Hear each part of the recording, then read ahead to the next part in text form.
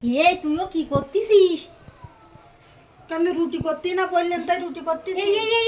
কত বড় বড় করেছিস কেন? কিরম বড় করিস এইরামই না করতে হয়।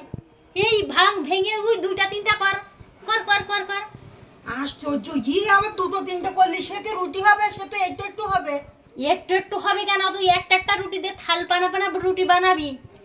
আশ্চর্য ব্যাপার, একটুখানি দোলাতে থাল বানা রুটি করবো আপনি করেন, আমি পারবো না।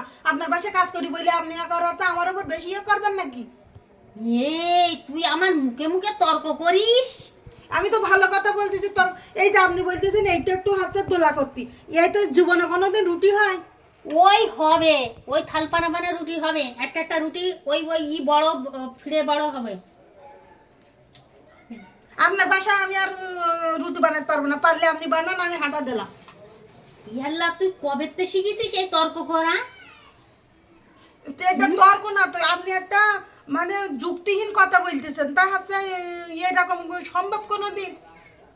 এখন মালিকি সেই কাজের লোকের কত ওয়েট।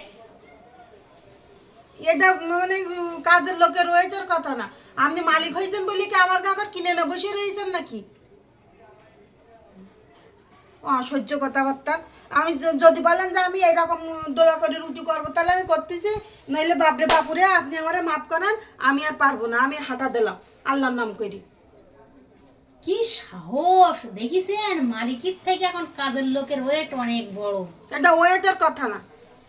এখন আমি কি করবো না আমি হাঁটা দেবো সেইটা আগে বলেন।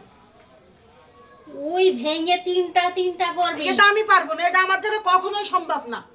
এই জীবনে এইটুকানি দোলা আর হেঁটে একটা বড় রুটি জীবনে দরকার না। আপনি যদি পারেন না আপনি এসে করেন, আপনারা কাজের লোকের ওপরে সব কাজ চাপাই দেবেন আর ঠ্যাঙের ওপর ঠ্যাং তুলে দিয়ে বসে থাকবেন।